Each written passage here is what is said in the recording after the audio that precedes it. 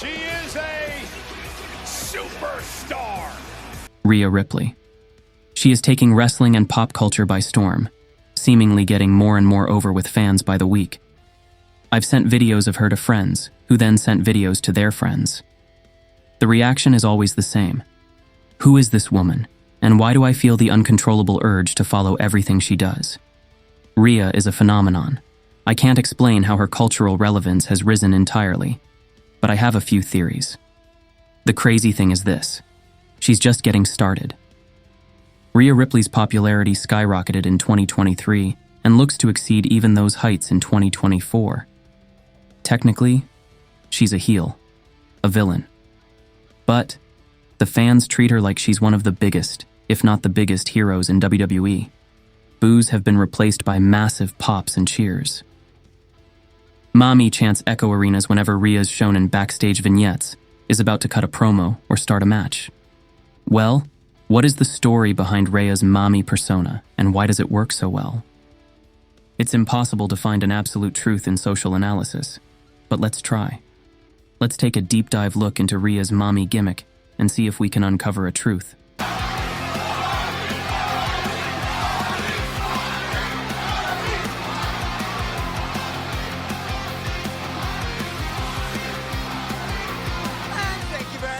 How Mami came about. How Rhea became known as Mami is a complex story dating back to the Attitude Era in 2000. The late, great Eddie Guerrero and the late, great Chyna began an on-screen relationship. This is well before Eddie Guerrero and Rey Mysterio had a custody match for Dominic Mysterio, but we'll get to that. Eddie was affectionately called Papi by fans. His Latino Heat character was a perfect balance of weaselly villainy and suave, lovable machismo. Chyna was always booked as a female powerhouse. She was nearly a year removed from her DX run. She had been feuding with, then teaming with, Chris Jericho. During a match on Raw, Chyna turned on Jericho and joined Eddie as a love interest. Now, we have to talk about Dominic. Dominic Mysterio debuted in the WWE when he was only 7 years old, an innocent bystander in a feud between his real-life father, Rey, and his storyline father, Eddie. In 2005, Eddie and Rey, who were real-life best friends, had a ladder match to determine custody of Dominic. Honestly, one of the strangest storylines in WWE history. Rey won the match, but Eddie would still claim Dominic as his blood. Eddie tragically passed away a few months later. Over 15 years later, Dominic Mysterio joined the WWE as a wrestler. At first, he was a bright-eyed, clean babyface who tag-teamed with his father. However, he was very raw in the ring and failed to get over with the crowd. As he and Rey began feuding with the Judgment Day, Rhea Ripley's faction, a love story between Rhea and Dom began to form. Dom stopped dressing like a Power Ranger and started wearing black and purple, the Judgment Day colors.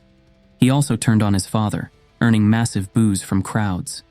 Finally, Dom was over as a mega heel, arguably the best heel in WWE since turning. He grew out an Eddie Guerrero mullet, started calling Rey a deadbeat dad, and took on the persona of his second father. When Eddie and Rey had the custody match in 2005, Rey was the babyface and Eddie was the heel. Dom's transition into emulating Eddie symbolized his turn as a heel. Then, on an episode of Raw, Dom called Rhea his Mami. Like a viral meme, the nickname took off from there. But again, why? Rise of the tweener. WWE is currently in an era where its bona fide top guy is a heel. But the tribal chief, Roman Reigns, isn't just an average bad guy. Fans are split between booing and cheering him. St. Louis!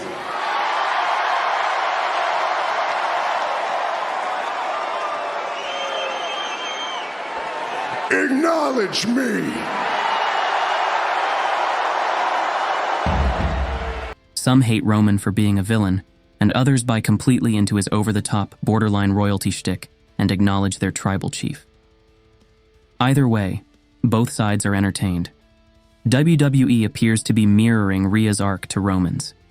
Roman and the Bloodline storyline has been evolving slowly for nearly 4 years. Rhea and the Judgment Day storyline, although in its relative infant stage, is moving in a similar way. Both storylines have shifting faction members, infighting, and a strong, well-defined leader. Roman is synonymous with the bloodline. Rhea is synonymous with the Judgment Day. It's clear that Roman paved the way for a character like Rhea. Instead of being heels that fans hate or love to hate, both Rhea and Roman are just heels we love.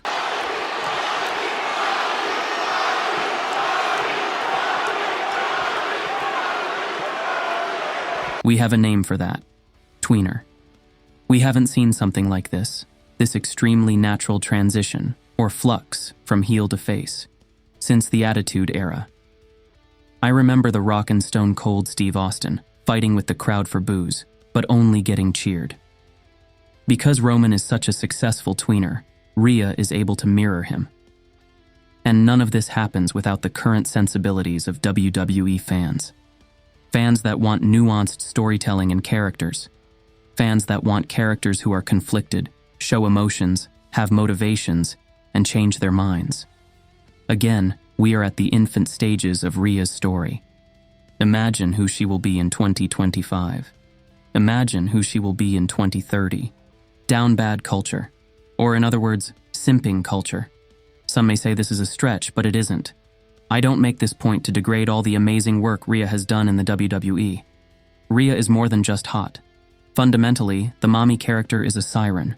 Just like she enticed Dom into their romance, male and female fans find themselves simping for Mami.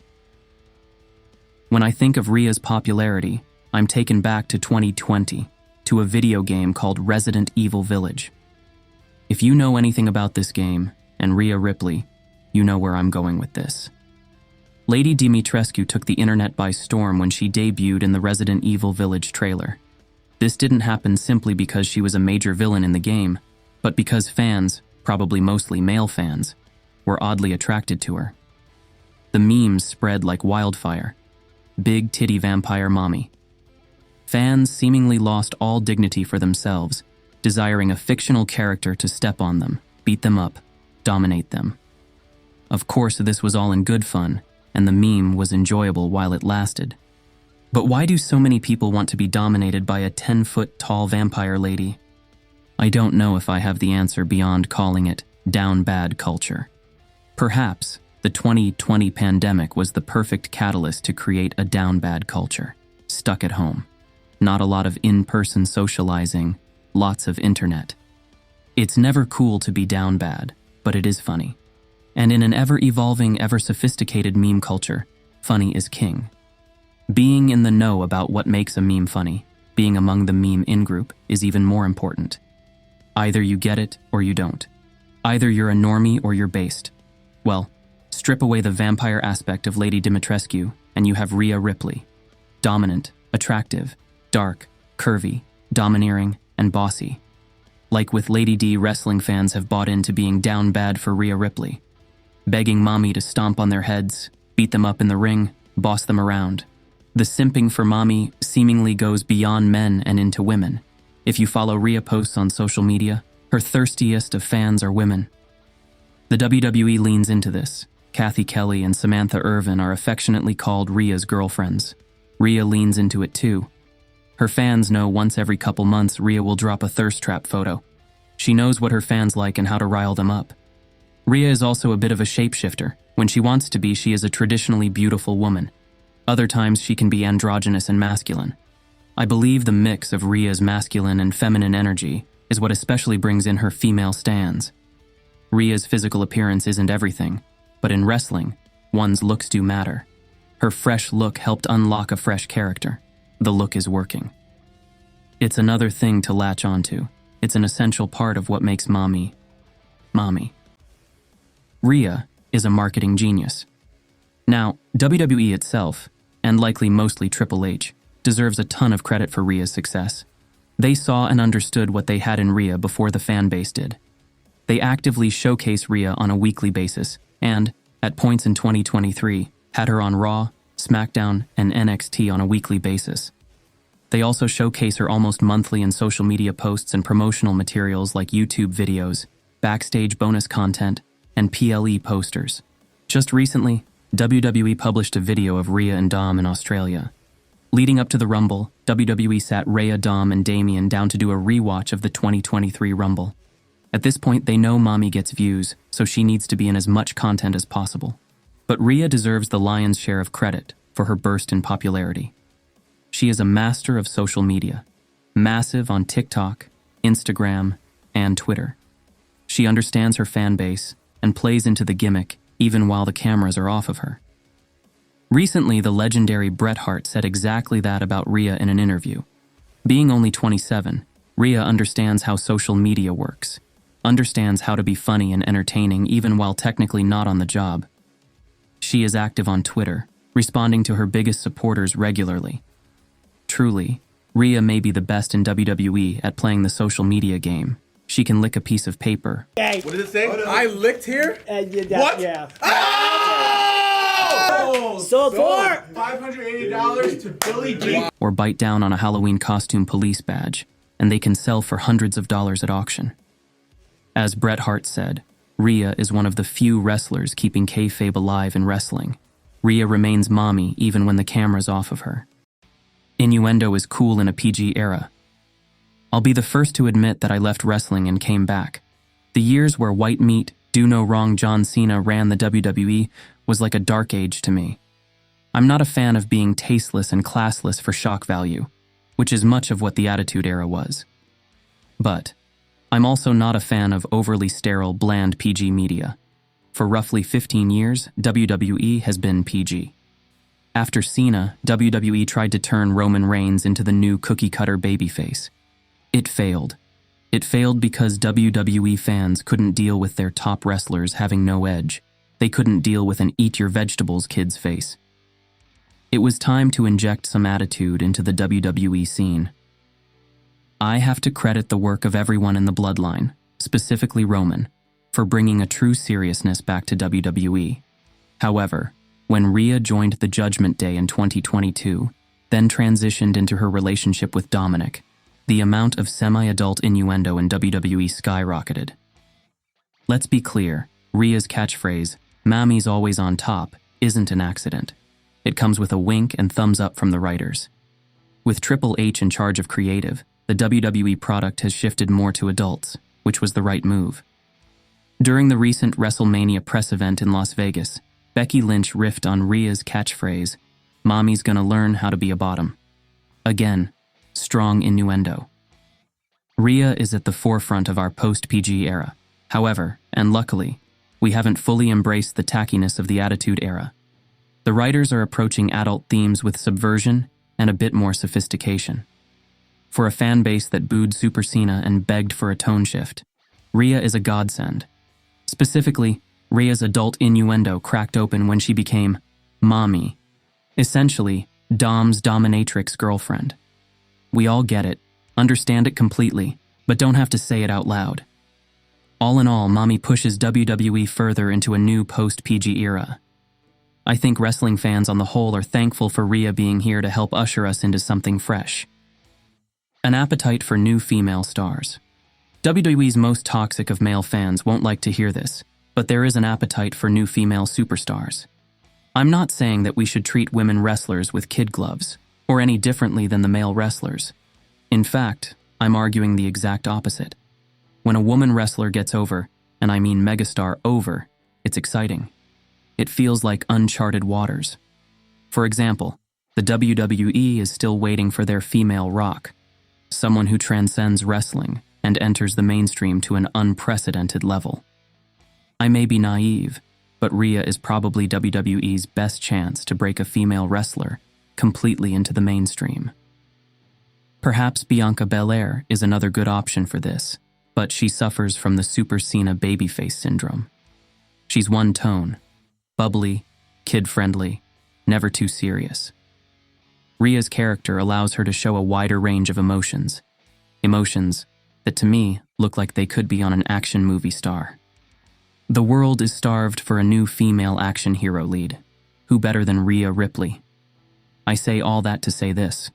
If the WWE wants a super, mega, ultra, uber female star, put your eggs in the Rhea basket. My evidence is this. Rhea is the only woman to be a top 10 merch seller for the better part of a year. No other woman ever appears in the top 10. Not Becky, not Io, not Charlotte. Not Bianca. Not Bailey. Not Jade Cargill. Yet. There appears to be a desire by fans to launch a female star into a new stratosphere, to heights never truly reached before. WWE just has to answer the call. It's the right time, place, and person. Unmatched aura. My final point is arguably the most important one. It is the indescribable, intangible quality that stars possess. Aura. I noticed the word aura pop up on wrestling social media more and more over the last 6 months. There is no single definition for aura. It's one of those things that you know it when you see it. It's not just wrestlers who have aura. Celebrities do, sports figures do, but not all of them. Aura is the special quality in a person that glues everyone's eyes to them. It's a physical display of complete, personal actualization. A person with aura is in the exact moment they are meant to be in, aligned in time, in place, and in goal. A person with aura exudes self-belief and confidence, leadership, spectacle. In other words, a person with aura has the it factor. Of course, I think Rhea has unmatched aura, perhaps the most aura of any female wrestler ever. I will name drop Roman Reigns again, which goes to show how absolutely vital he is to the current WWE landscape. As an example of someone else who manifests godlike levels of aura, the Bloodline storyline has set Roman up to have a massive aura. Remember the aura-less, suffering succotash Roman Reigns? Yeah, that's the same guy as this.